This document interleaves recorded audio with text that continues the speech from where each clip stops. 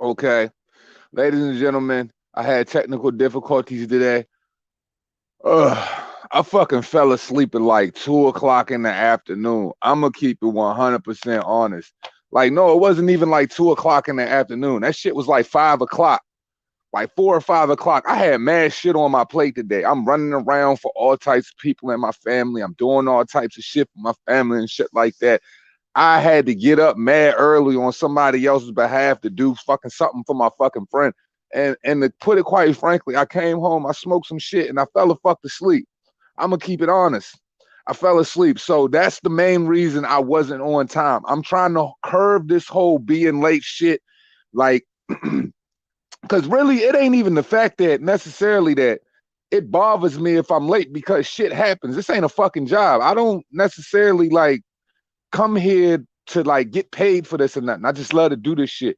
But man, sometimes, man, look, life happen, man, shit happen, man. Players fuck up. I fell asleep, man. It is what it is, man. But good morning to everybody.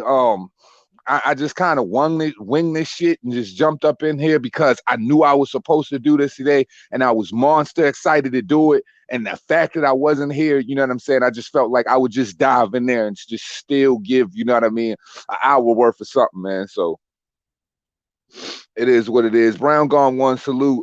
George the Doomslayer, salute, man.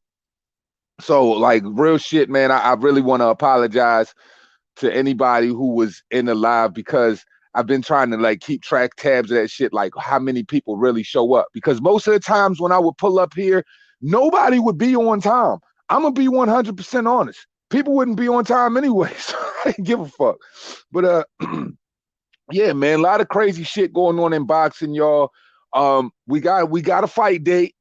We got a fight date, y'all. May 22nd is going down. We finally got a real undisputed match. I repeat, a real undisputed match. No kizzy, no cap, whatever you fuckers want to call it. Yeah, I'm excited about that shit, man. As soon as I seen the cover art for it, I was like, oh shit, let's fucking go. Let's go.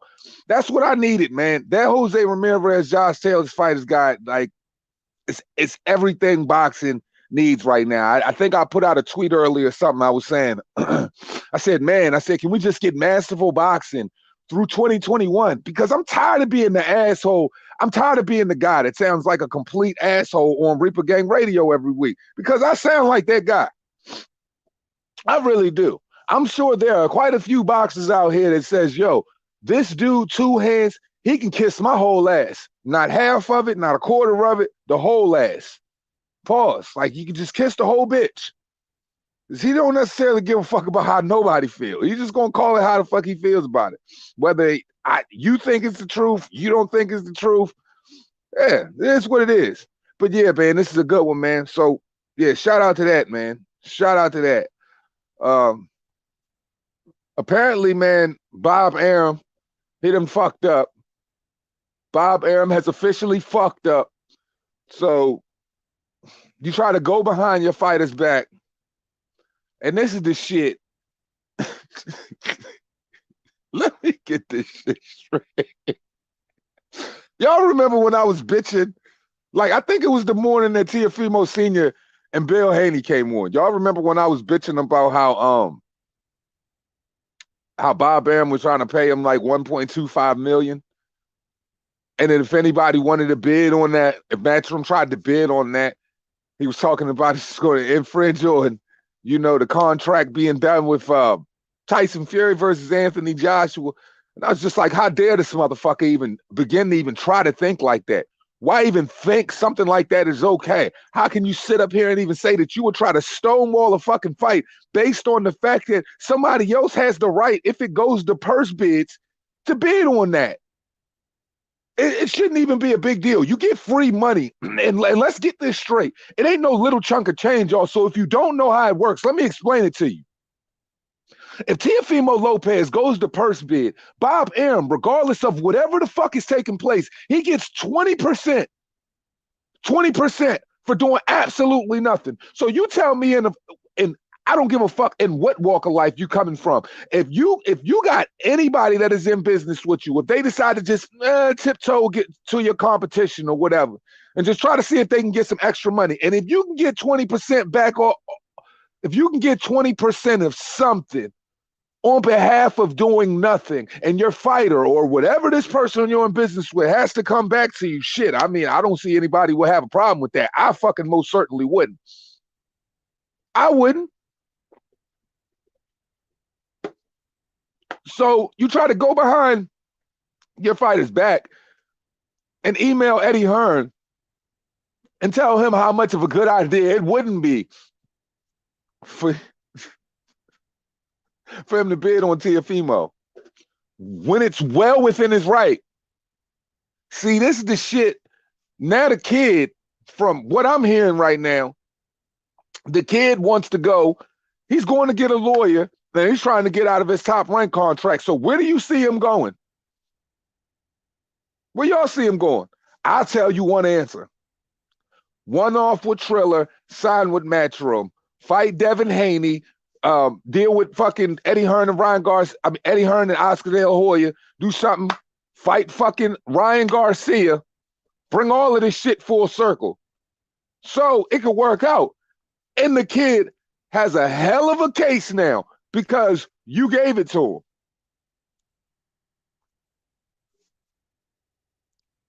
Now at this point, this is when going out and betting on yourself, this is when it makes all the good, perfect sense in the world, when dumb shit like that is starting to happen. I repeat, when you say you're going out and betting on yourself, this is when it makes full fucking sense for you to go out and do something like that when this type of shit happens. The nigga just couldn't help himself. So at the end of the day, in all of the areas where you were right, because it doesn't change the fact that George Kambosos doesn't make a fucking lot of money. That isn't a needle moving fight. I don't know how many people are getting up out of their bed and they're just waking up in the morning and they fucking just going out to the block, and anybody that's fucking 16 to 25 is talking to their fucking friends and they're just saying, yo, Teofimo Lopez fighting George Kambosos. I can't wait for that shit. I'm just being honest. But when you got your fucking so-called promoter trying to go behind your back and fucking basically stonewall what's well within your right, yeah, you sitting in a good position now. Oh, you in a real good position now. He can't lose. He can't lose. I mean, he can lose, but from where I'm looking at it, I don't think the kid can lose. Sam Shaw, salute. Chain with the ice, though.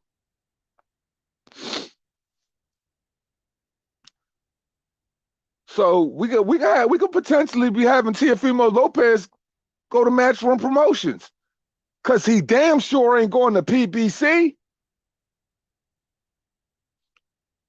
And so the fuck what? Now you on, maybe, just hypothetically speaking, y'all, maybe he ends up on the zone. Maybe this motherfucker, you know what I'm saying, signs a nice contract with Eddie Hearn. And I mean, shit, it still doesn't eliminate the fact that you could probably fight Jose Ramirez or Josh Taylor, considering, I mean, you do have the freedom of working with whoever you want, because, I mean, Eddie Hearn isn't trying to clip your wings like that. There's always money to be made. And that's just it. This is just about business. I think the one thing that should be paid attention to in this whole situation that means more than anything is the business. Just the business of it all. And just understanding, like, hey, yo, when you don't want to pay me a certain level of money, excuse me, that I want to make, I have the right to go out and bet on myself to bring back a bigger bag. You don't have the right to fucking infringe on that, but I still get paid. We still make money. I come back home. You know, hey, I step out, I do a fucking one-off. It is what it is. And we just keep going on with our lives. But when you start doing the dummy shit, you step out there with your fat turkey fucking neck having ass and you start doing the dummy shit, running around behind your fucking fighter's back and shit like that. And you giving people Mikey Garcia vibes. That's when the shit becomes a little finicky, my friend. So it kind of like the shit that I originally was going to talk about stopped me because I'm looking at this dumb shit and I'm just like, yo, you've been around for a little bit too long, motherfucker, to come out this joint and to try to play Debo, buddy. Have your squeaky ass bike, ride down the street, riding up on all of your fucking peers in the boxing world, trying to jack them with a chain, run them for their fucking wallet, jerk them up out their Nikes. The fuck out of here. What type of world are we living in? On one hand, we got the WBC, Mauricio Suleiman, basically fucking just saying, hey, in Mexico, you can basically just expect all of our fucking fighters to be turned all the way up off clenbuterol because over here in our country, we have a problem with the beef. You got Bob Arum on national TV going behind people's backs and emails and shit like that. You trying to fucking Debo a dude that is about 6'3", the fucking 6'4". Eddie Hearn is not a little guy. And nigga, you standing there looking like the fucking frail ass hunchback of Notre Dame. Like, let's get this straight here. We've all known that boxing has been a gangster's paradise, but I mean, could you at least try to hide it a little bit? Could you at least try to hide it? Like, you're not even making an attempt to hide it. You are just perfectly okay with just saying, look, I'm just going to just move freely in front of Fight Hype, Fight Hub, fucking boxing social, you fucking name it. Shout out to anybody out here doing they shit. You just going to put all of that shit out in front of the world. I guess you got to underestimate. Look, this ain't the day where you just, I don't know, man. I really don't want to say that.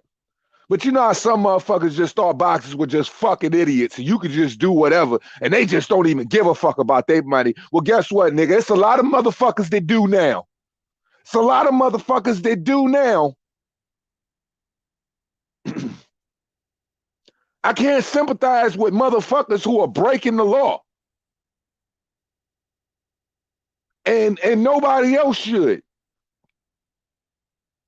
I mean, can I really though? I probably could. But this isn't about that. This isn't about what I would do, who I would sympathize with in my personal time or on the record when it comes to boxing. You gotta look at these niggas, man, and just understand, like, yo, fuck what they talking about. This just helps me understand, like, yo, if any other boxer happens to be listening or whatever, yo, my nigga, just put all your business in order, dog. Cause motherfuckers gonna do funny shit. I've at this point, I've seen it all. Bob Arum is good at developing his fighters, but he can't keep them because it's always undercutting them on financial end. That's a fact. MCK, salute. How you doing this evening, brother? Boxing guard, salute. Tony Lyons, salute. I just, and that's a hell of a pattern. It's true. Look at the pattern. Countless fighters, countless marquee fighters have worked with Bob, developed them, become great fighters underneath the top ranked outfit to where, I mean, it truly is a house to where you can say the greatest fighters have built their names. No question. No question. Fuck. I need to drink some water. Excuse me.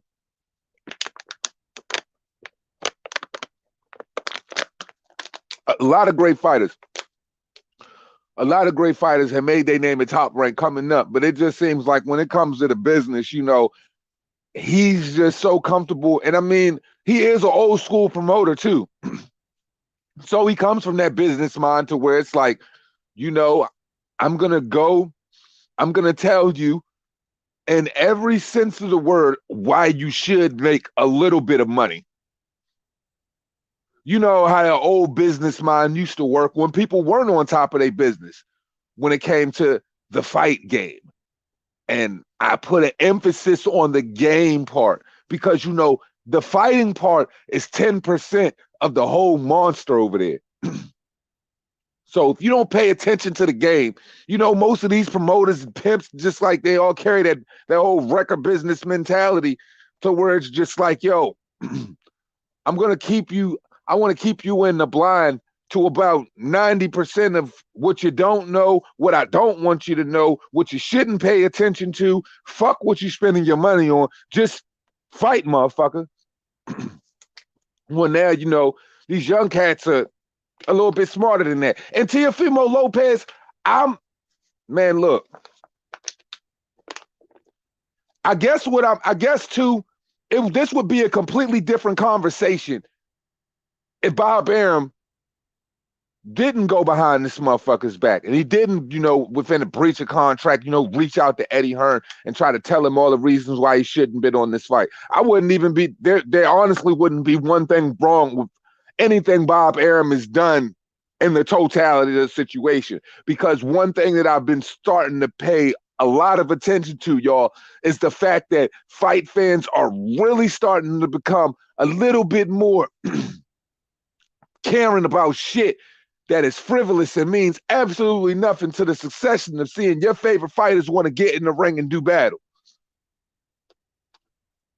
So if he ain't do nothing wrong, I couldn't say that there'd be one thing wrong about what Bob Arum doing, because what Bob Arum is doing, excuse me, because realistically, what these motherfucking fighters, a lot of what these fighters demand and what a lot of what these fighters expect right now, you got to look at what they really getting paid too. Because if there is no return on it, I really can't say anything about a person being offered certain financial particulars when it comes to their contract, because you really ain't making a motherfucker shit. See, I think I'm a little bit less sensitive to that than other people. I don't give a fuck who you fought, to be perfectly honest. Because, well, yeah, I do. But in this sense, I don't care who you fought if you ain't making me no fucking money. If you're not making me no money, I don't give a fuck who you fought. Because clearly, you just can't sell. And this is show business. And we supposed to make bread too. But once again, he fucked all of that up. Ali, De La Hoya, Mayweather, Pacquiao, Mike Garcia. Yeah, it's a lot. It's a lot. But see, the one thing about Top Rank too, though, to where I'm not gonna burn them I'm not gonna burn them too much. And all of those situations, you can look where they were able to buy themselves out of their contracts too. So you do have that option. That's the one thing that I guess that's the one thing fighters need to take in consideration also if you're going to go over the Top Rank. Understand that, yeah, you can become a hell of a fighter here, but you're going to have some financial issues over this motherfucker. You could develop here, but if you do want to do business with Top Rank, and if you do want that ESPN infrastructure, understand all that comes with that. Because they're not going to give a fuck about you on the back end. So what you think your value is, how much money you think you're generating, all of that shit, if you realistically aren't doing that, they will let you the fuck go. They don't care about keeping you. Their motto is Top Rank. This is boxing, and we don't fucking need you. Am I lying? As long as CO keeps demanding big money, Bob will keep putting them out the purse. As long as someone is willing to pay, then the fight will happen. Absolutely, and that's the beauty. Look, that's the beauty about purse bids, though, too. It kind of shows you your value. It works for purse bid. Works for both sides. Shows you your value, and the promotion just gets to pocket 20% off of however fucking valuable you are or you aren't. Now, the fighter, on the other hand, he's the one who's going to catch the short end of the stick if it doesn't financially work out for him. So in Teofimo's regard, he getting $3 million. Might be getting a lot more now if he gets out of his contract because he fucked up.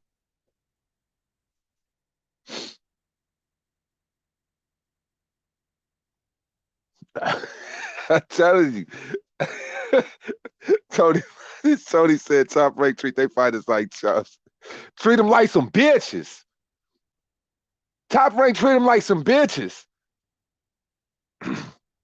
But you gotta be I don't know. Look, at the end of the day, Top Rank want to get you early. Top Rank really don't want to catch you while it's late. I mean, Tyson Fury made all the sense in the world. That was a smart move because that $100 million they spent over it on Tyson Fury, they're going to get their money back regardless. If the fight is taking place in June, how they say it's supposed to be taking place.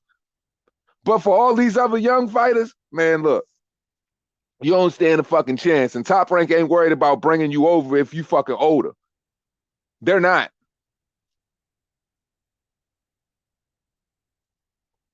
So at the end of the day, yeah, Top Rank do treat their fighters like some bitches. And I guess that comes with the business of boxing and you not necessarily having to give a fuck because the fighter needs the promotional push. And Top Rank engine is always going to be appealing to some of these fighters. For me, I don't know. Right now, because the way I heard Otha Jones' father talking and shit, looking at Ammo Williams and, you know, looking at the freedom Devin Haney has and looking at how Golden Boy and all of them motherfuckers work with each other over there. Like, I look at they stable. One thing I've never heard, you could say, okay, certain fighters might not be getting the fights they want. They might be in awkward position when it comes to fights. But one thing I've never heard a fucking Matchroom fighter say, I've never heard them motherfuckers say they don't get paid. And I mean, not like they just think they're getting paid. Nah, these motherfuckers getting paid. I've never heard that. I heard about the 6-figure signing bonus deals and shit like that. For prospects.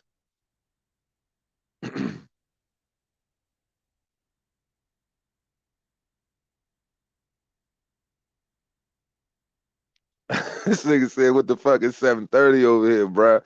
Man, look, it's fucking like, it's 2:30 over here. Man, I slept all day. That's what happened when you sleep all day, die hard.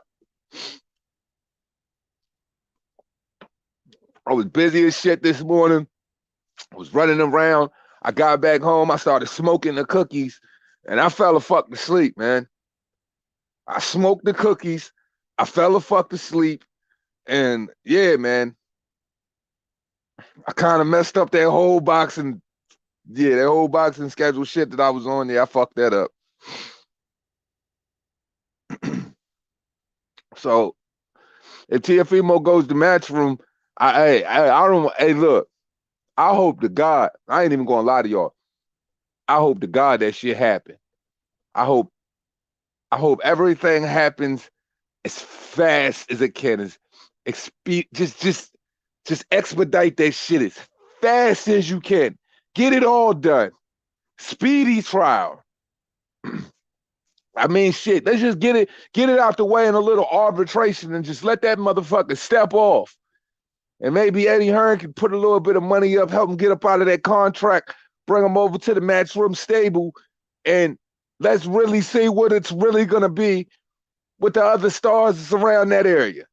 It's a lot more things that he could do over at 135 with Matchroom. Let's go. Let's go. I guess what people need to just understand, I guess what I'm gathering from this whole shit is at the end of the day, I don't think nobody has the reason to be salty here other than ESPN. And I probably need to factor that in too. Yeah, I think the only people that should be salty in this situation is ESPN. Because they're getting fucked from this dude's lunacy. Because I don't think they wanted to lose the unified champion of the world, young, in his prime, has the look, has the gift of gab. Kid's a pretty charismatic kid. He brings a lot of things to the table. That's why in that one video, on the age of spin, I definitely said Teofimo Lopez isn't a multi-million-dollar fighter yet. Because I'm not taking star power away from the kid. I'm not taking talent away from him or anything of that nature. So yeah, ESPN, oh, I know them motherfuckers are hot right now. Because he's well within his right, once again, to do what the fuck he wants to do. So if I was ESPN, I would be pissing, shitting, snapping, fucking throwing, like, yeah. I would be giving him every bit of piece of my mind. Because it comes to a point to where it's like, okay, yeah, the old man does understand how the game works, but just because you might know, just because you're a part of the game and you might know how the game works, that doesn't necessarily mean, you know, just because it's okay, you have to always play the game like that. I mean, shit. So ESPN gonna lose out.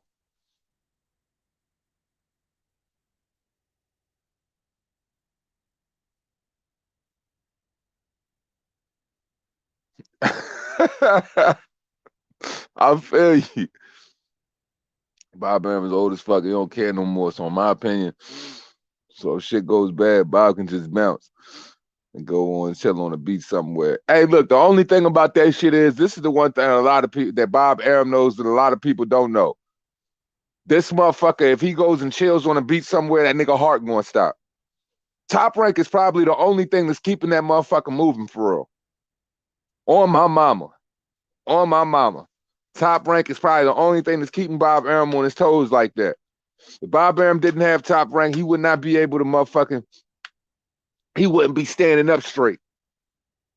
He wouldn't. Some shit like, yo, I watched my grandfather work his fucking ass off his whole fucking life, like 60, 70 years straight. They didn't even retire until, he didn't retire until his body forced him to. He's like 85 years old. As soon as that shit stopped, that motherfucker heart stopped. Wasn't enough in life to worth shit to keep him moving, to endure certain unnecessary punishment. That's the one thing that's keeping Bob Arum going. Top Rank is that motherfucker's, Top Rank is the reason why his vital signs spike. Top Rank is that nigga baby. If that motherfucker didn't have Top Rank, I promise you, put him underneath a white gown and get ready to sing a lovely hymn at the end of the whole thing. And that's not saying, you know, of course, I wish no bad on no man, but you know that shit keeping them going. That motherfucker moving around, the nigga whole body is curved over like, this nigga whole body bent like, it was bent like a fucking cheese curl. His whole body built like a whole cheese curl.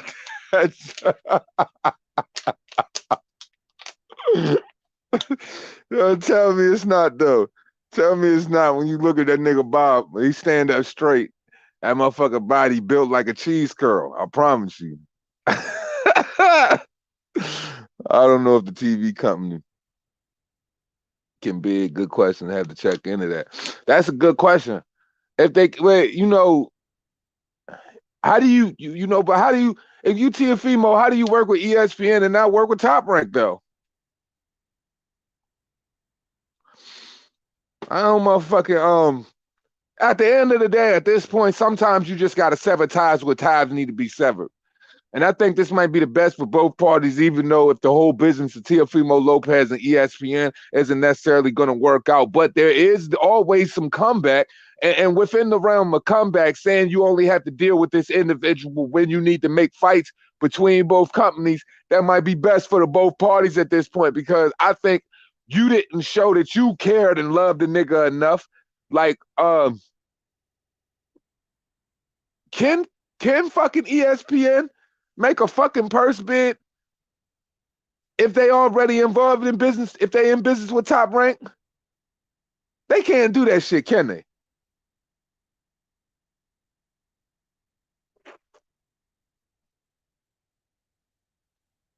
I mean, I'm sure they probably could. They probably could. I don't know. I'll have to look more into that shit.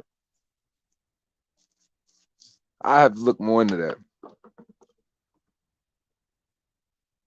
I don't know, man. It's a slippery slope. But yeah, maybe at the end of the day, it's just better you just sever your ties right now. And I think, for both parties, hey, look, man, we shake our hands, amicably, and we just split. And we just both go and do our thing and say, hey, unfortunately, stupid people do stupid shit and shit just doesn't work out. Unfortunately, that's just the facts of fucking life sometimes. And you just got to move on from that. And in a lot of ways, nothing is going to change over on the top rank end. But if you're a young fighter and you look at just the evolution of the zone and just everything that Matchroom is right now, because there's so much more shit going on over at Matchroom in a sense to where it's like, it's a young growing company that's nurturing, building fighters, and it has a stage. It has different stages. You got your let's look at it like this. You got your prices, you got your Dave Allens, you got your Derek Chisoras, you got certain guys like that who are on the Matchroom stable, who gonna get they run around, they always gonna have a fight, people are always gonna respect them on some level, but they still make a good little amount of money. Regardless if they ever gonna win a fucking belt or not, they still make good money. But then you have the young fighter that's coming up, the prospect fighter, he getting his chunk of change, and he can learn from the Anthony Joshuas. He can look at the Canelo Alvarez that's over on the stable and other fighters that are already making certain money. You know what I'm saying? So they got like a whole, Matchroom is developing multiple stages of the fight game. And if you look, they developing more of the fighter. So if you look at the whole process of Matchroom, they're growing. You got Barry Sr., he just in the background. Eddie just doing his thing. So, and Eddie's a young guy. So as Eddie evolves, Matchroom evolves. And Eddie is more willing to try younger, new, innovative shit. That's why, fortunately enough, you have him on a streaming service and everything. And that's the reason why you only have to pay $20 fucking a month or $100 a year to get to see the type of boxing matches you get right now. And they about to branch off into so many other things. So if you just look at how everything that they're doing and what people said they weren't going to be 2 years ago and how people said they were running out of money and all of this other shit, and look at how many fighters that they have, look, you're not going to have that type of option nowhere else, bro. I don't think you want to go to PPC and get a stipend like Errol Spence when you first signed as a fucking prospect. Don't nobody want no fucking lunch money, fam. Don't nobody want no lunch money, fam. Come on.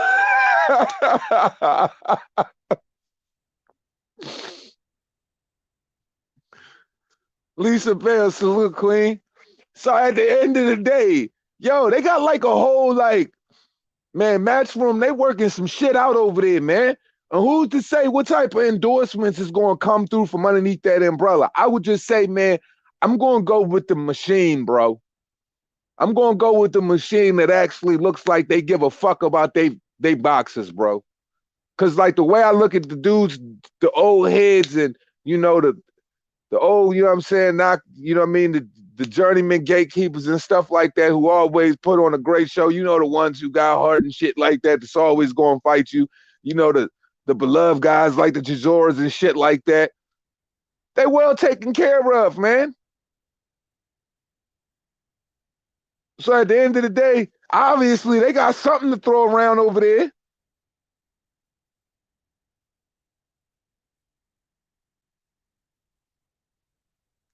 God damn, earn with her.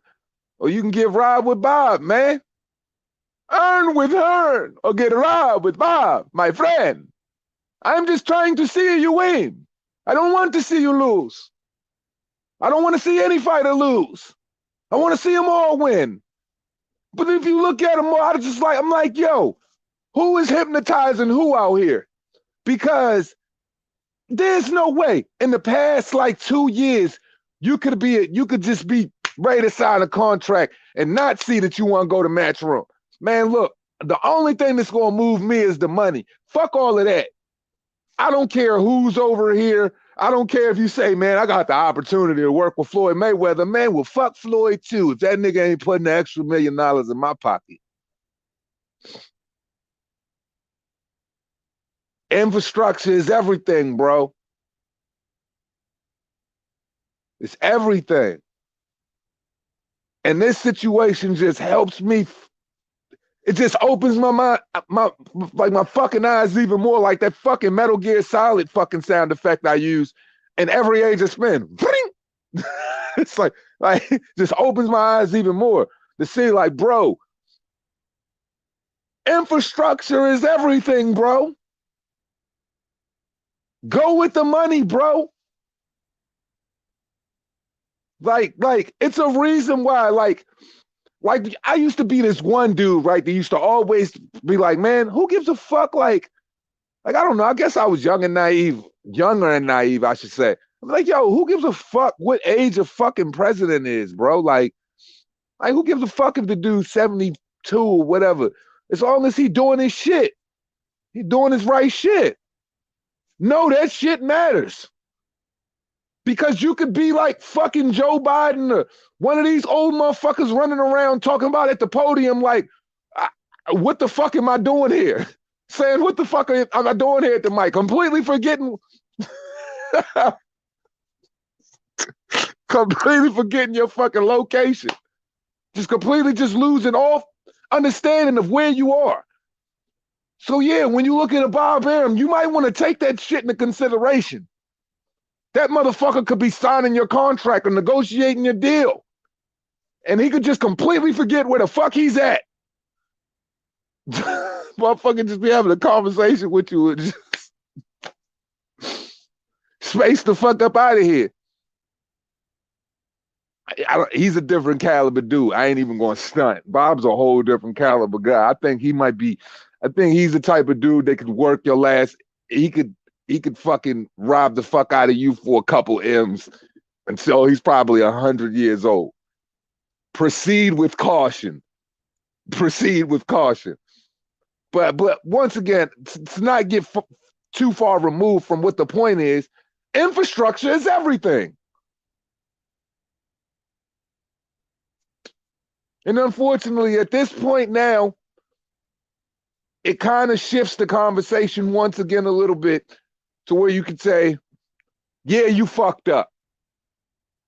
You fucked up, bro.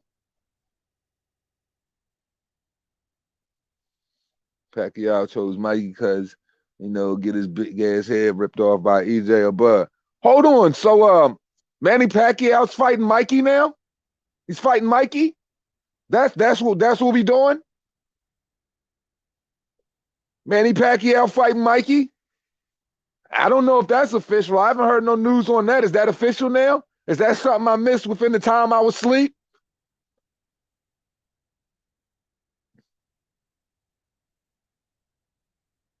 If he's doing that shit, what do you expect, man? He got a big ass head, but he want a soft punch in the face. I don't know, man. Mikey Garcia at 147, bro. It just don't look good. Like it just doesn't. Like Mikey Garcia is super technical, you know what I'm saying? Like king of the basics. But he's got such a little vicious punch at like 135, 140-ish. He just looked kind of fat at 147. And the Jesse Vargas fight was kind of entertaining, but it's Jesse Vargas, man. Should that fight be entertaining? I'm just saying. I'm tired of motherfuckers like, man, giving these niggas niggas don't be fighting nobody, bruh. Like, yo, I like we gotta be realistic here, bro. And I'm tired of niggas. I'm about to say some shit that's gonna piss a lot of motherfuckers off. We gotta be realistic about a lot of shit here, man. It's some real goofball shit going on around niggas' favorite fighters, man. It's some real goofball shit going on around your favorite fighter, your favorite pound for pound fighter. And I don't give a fuck what nobody say. Cause look, this is how, like, yo, a lot of shit don't miss me. How did this shit sneak past me? And I watched the fight. How did this shit sneak past me? And I watched the fight. A lot of the times, you know, on main event cards, I do cut the fucking fight off, like right after a nigga whoop his ass. Like, you know, the fight's over, and you know a nigga got his ass whooped. I don't care about fucking trophy ceremonies. A lot of times, shit like that, I be tired. But I'm saying this, right? So Canelo gets the fight.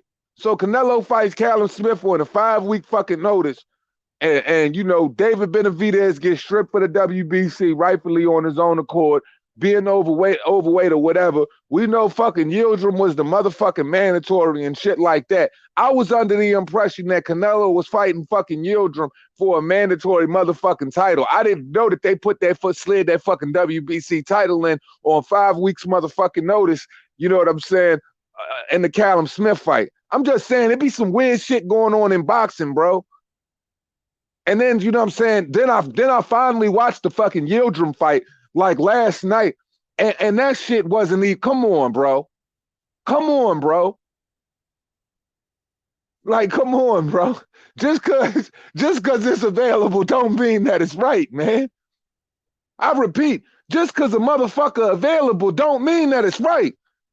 Like, I'm like, how many niggas are we gonna watch this dude just run through, and then niggas say it's not his fucking fault? But half of the niggas this dude fought, they wasn't even middleweights. This nigga's a middleweight champ. When he was a middleweight champion, the nigga didn't even fight half of the niggas at 160 pounds. He fought them niggas at 155 fucking pounds. Catch weights, all catch weights. And it wasn't even 5 of them. He fought 6 catch weights because he fought Julio fucking Cesar Chavez at a catch weight of 164. In between 160 and 168. All I'm saying is, this dude is a great fighter. I'm not taking nothing away from him. He is a good fighter. But if you look at this nigga's 12-0-1 run since this nigga has fought Floyd Mayweather, that shit is junk, man.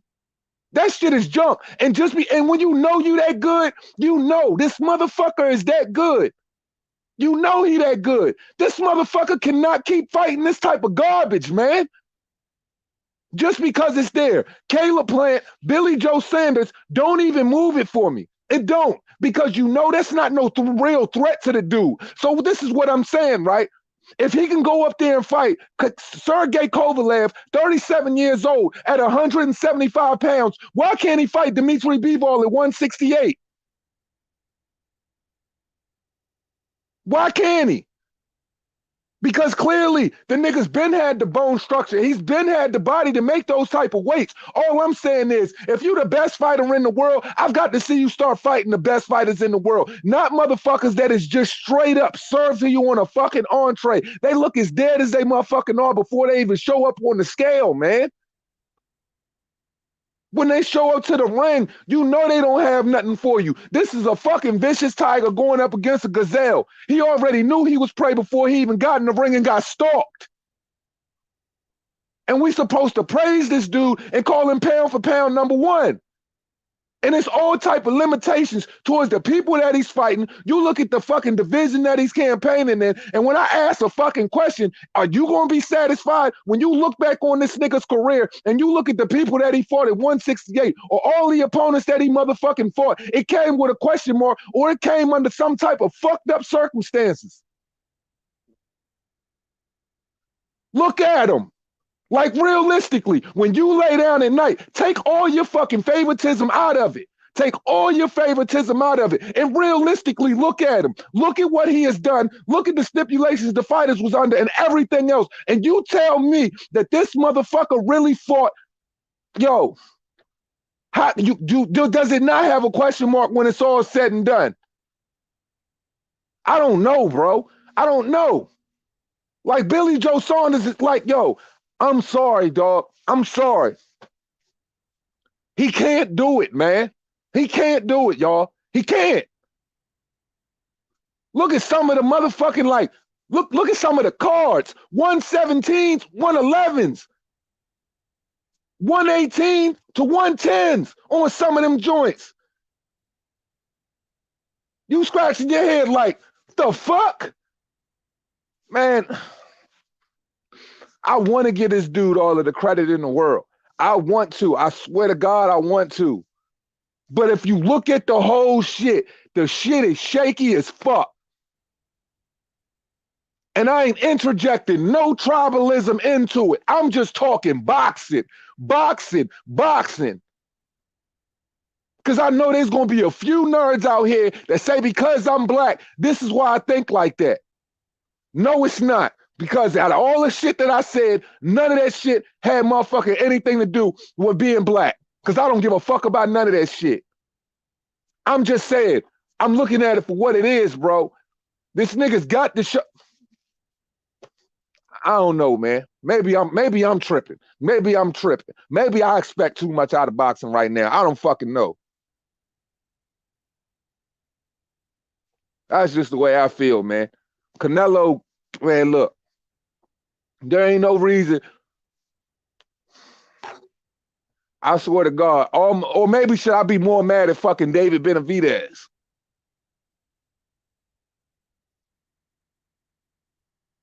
Because he lost the WBC to him, and that's the reason why Yildirim in that position. But then again, could I say, well, if David Benavidez had the fucking belt, was that going to be a fight that I was going to guarantee to see on the WBC?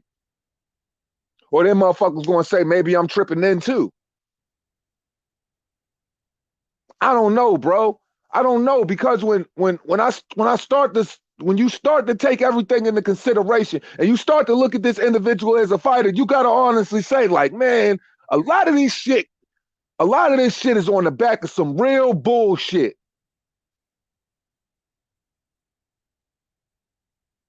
And can't nobody tell me I'm lying. This dude, man, I ain't even going there, man. I'm telling you, bro. You can't win with this dude. If you talk the truth, if you say what it is about this dude, motherfuckers call you a hater. If you talk about all of the fucking several instances where fighters had to fight at a disadvantage, and then this is the shit people say, well, Floyd did it. Nah. Okay. We talking about a fighter who never really was 154-pound fighter to begin with fucking anyway. To a guy who ain't even truthfully 160-pound fighter. Who's truthfully a 160-pound fighter or better, who won't even fight everybody at 160 pounds. It's different. It's different. At one time compared to the 8,000 times this nigga doing it, it's different. Like you putting fight, boy. This nigga puts fight in every situation. Laura, and then don't get me started on that. Because let's look at the facts here. I feel like he lost that fight 7-5. You could try to sway a fucking crowd any way you want to sway it to me and have them believe that that man was running. No, he just outclassed you. Your feet stuck in the mud. You can't move the way he fucking moves. He stifles you. So you try to run him down and chase him down and make it look like it's bad boxing. Look, I'm never going to be a fucking believer to just put all this shit because Abel Sanchez tries to put it out in the minds, because that's tribal shit. Trying to say that black fighters are born. No, if it's a style that you can't fucking compete with, or God didn't bless you with the God-given intangibles to where you can keep up with a fighter that can finessefully move around the fucking ring, pop the jab, beat the shit out you and not get touched, then it's something that you need to start training your fighter, or you need to find a fucking fighter with a little bit more abilities. But why is it so basically what I'm hearing motherfuckers say is, because you can move, so God-given talent is now a deficiency, because a nigga can't slow it down for you. A nigga can't stand there just for you to hit him. He lost that fight 7-5, and this motherfucker, one of the judges had that shit 117 to 111. So when I speak on shit like that, and I'm like, the card fucked him. Then if you look at the catch weight, how many disadvantages did Laura have when he even came into that fucking fight? So whatever. He's the best fighter in the world. But we can make excuses for him when he goes up to 175 and fights one fucking fighter and fights Kovalev. But if people say, yo, why don't he fight Artur Beterbiev? What? Do you expect him to get killed? He's already going up to 175 fighting one fighter. That's bullshit. That's absolute bullshit. So you mean to tell me it's okay for him to go up there and fight an old guy that you could be like, man, well, you know, that's going to keep him a little bit more safe. An old guy that you know that's got a soft fucking core that really almost got knocked out by Anthony Yarde in a fight before that, which should tell you everything about Sergey Kovalev, because the Kovalev we know would never be in that position. Not with no Anthony Yarde, and pretty much a majority of fights before that, you could tell this nigga was getting rocked by everything. Later Alvarez. I'm just saying, if it's okay for him to go up there and fight Kovalev, why is it not okay for him to fight Dmitry Bivol at 175 or even 168 when he wanted to come down, or fight Artur Beterbiev? It's not safe for him to do so? Fuck are you saying?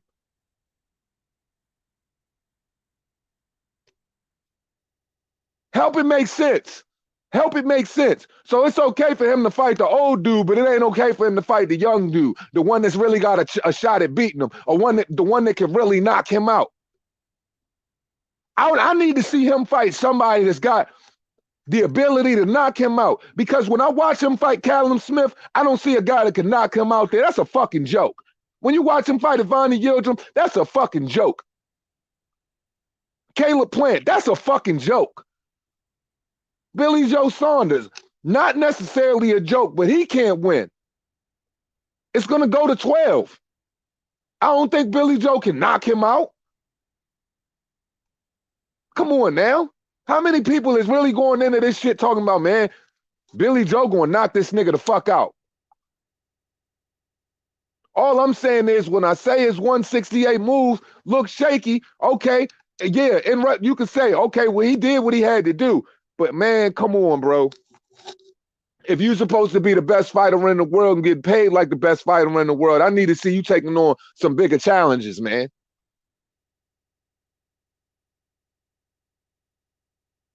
And everybody, and I know what motherfuckers is going to say. They're going to say, two hands you hating on Canelo, two hands you bashing Canelo, this and that and this and that. Like, come on, dog. No, I'm not. I'm just saying, I want to be able to say what y'all motherfuckers, how y'all think about them. Because I'm not there. I can't give him that type of grade. I can't, man. I can't. I ain't never going to be able to get his dude a proper grade. Because you can see where he got all the skill in the world, but you can see where he limited too. You see who can present a certain problem against him, and when you want to see him in the ring with them type of problems and shit like that, because I'm not talking about Demetrius Andrade or whatever. Like, okay, you know what I'm saying? He could have been undisputed at 160. You got to start asking yourself, you know, well, why didn't he fight Demetrius Andrade? If the whole world thinks that he can beat him, rightfully so, the whole world thinks that he could beat his motherfucking ass. But at the same time, you know, people will say he ducked him twice. So I'm not even going to give him too much for that, because I don't feel like he was there. Because Demetrius Andrade act like he didn't want to fight, and he said if it was during a pandemic, he wouldn't fight Canelo in the closet. So I can't back him when it comes to shit like that. He kind of make himself look dumb in a sense. My thing was always Dmitry Bivol. And if everybody wants to coddle him to the point to where it's like you don't want to see him fight him or Beterbiev at 175 because they supposed to be too much of killers, but Kovalev isn't though. but it's okay for him to fight Kovalev, then why can't he fight him at 168? He don't have a belt and he ain't a part of the fucking the undisputed mission. But really, what does the undisputed mission really say about this guy? Was that the type of talent that you could really say this fucking fighter is going to be etched as one of the greatest? The dog, you cannot sit up here and tell me this dude is going to go down as one of the greatest fucking Mexican fighters to ever do it. He going to be popular, but man, man, come on, man. He can't even hold Julio Cesar Chavez jockstrap, bro. These are facts. These are facts. He ain't never, man, look. He ain't never fought the type of dudes them dudes fought. He ain't never been in the type of war them dudes been in. Realistic 50-50s, though. The only time that shit happened is when he fought Triple G. And he lost the first fight. He just didn't get the call.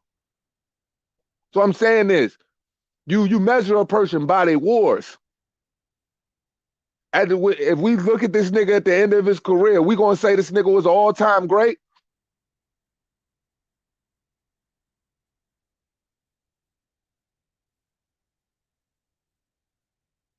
The nigga's a dynamic. Yo, when I look at him, I'm like, yo, this nigga is a big dude. He a big what? 5'9", right? 5'9", crazy big trap muscles, big ass shoulders, super huge, stocky little brolic, little bowling ball ass nigga.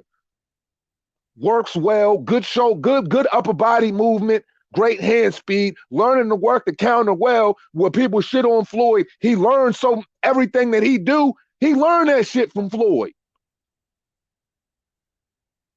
Regardless if people want to hate on it, he learned a lot of that upper body movements and the quicks and the abilities he used now, taking a lot of the fucking shots on the arm and shit like that.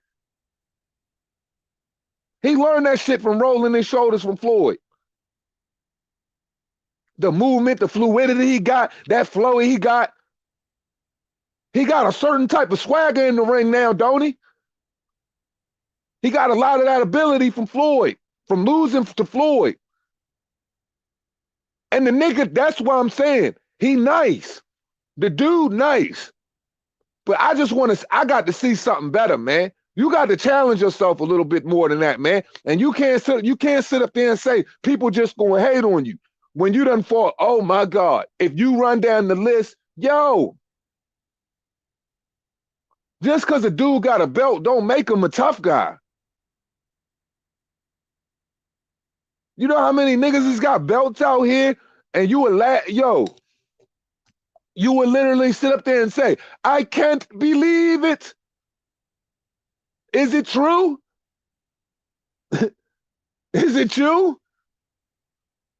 Is this the motherfucking Princess Zamunda? Yeah.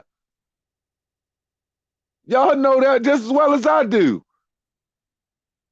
Cause man, it's a lot of man, look, man.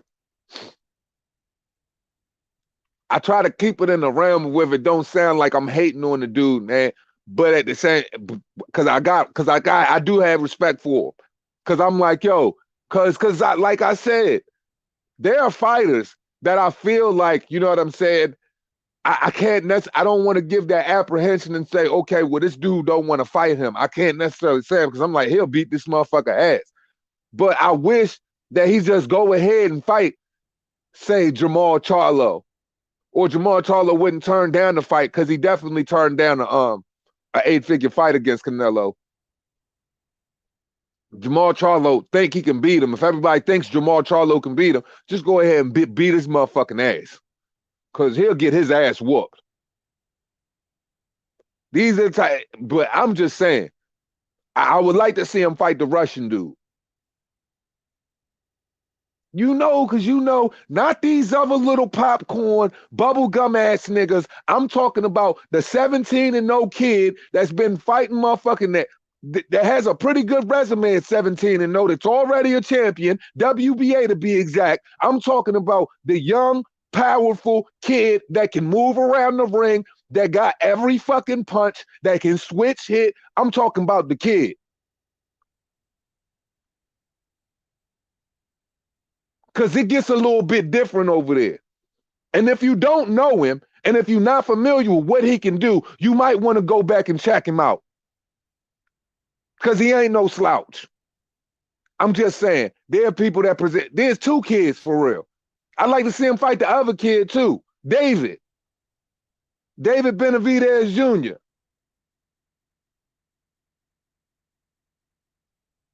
That nigga's ferocious.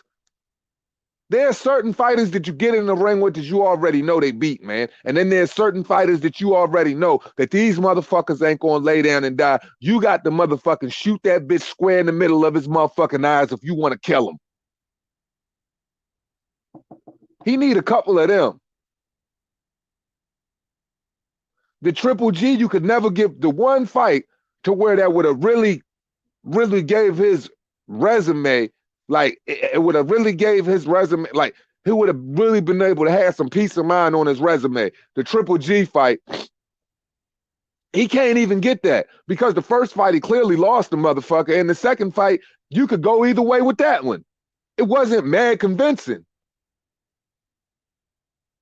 There was never a third fight to where it was so dominant on one side or the other side where you could say either one of the individuals really benefited from it. The first fight, Triple G definitely benefited from it, but he never got the respect for it. There ain't no moral victories in boxing if a fucking judge ain't gonna give you the nod. So it's just like the one fight where he would have got all the credit in the world for, he ain't getting it. Just because you got a belt don't make you tough. Just because you might not have seen this person fight this fucking person or that person don't mean that nigga ain't tough. Because if you really a fan of boxing or you really a fighter, you know what certain people present problems, and you know what you've heard. You've heard all the spawn wars. You done heard how they done ran through the gyms and run them down and beat them the fuck up, and people don't want to deal with them because they've been problems. I'm just saying, you ain't got to show me 8,000 bits of film for me to know who hitting like what. You don't got to go out to, you don't got to go out to an event, put your eyes on somebody and not know that, and one time you'd seen him and say, hey, that kid's got all the makings of being somebody special. I got to pay attention to him. You know all of these things. We know all of these things. I'm just saying, there's a couple of kids that's got to hit a special and shit like that, and there's a couple of kids that prevent somewhat of a challenge to a guy that's already perceived as being the most special guy that could really give him fucking problems. And A, I feel like that is Dimitri Bivol. B, I feel like that is David Benavidez. If anybody has a great shot at beating him, he would be another one of them. And C, the other one be Artur better be, but y'all motherfuckers will say he too big. That ain't fair, right? Get out of here. Because people try to do this, right? We got to remember that Canelo Alvarez is way bigger than every motherfucking body try to act like he ain't, though. The way people try to act like this nigga so small, I really wish they go back and just look at this nigga. But yeah, man, that's what it is, man. It's another Reaper Game Boxing Interlude, man. As we always say at the end of this shit, it costs you nothing to pay a nigga no mind. Everybody that pulled up early, sorry I'm fucking late. Sorry I was late. I was asleep, damn it. Respect though.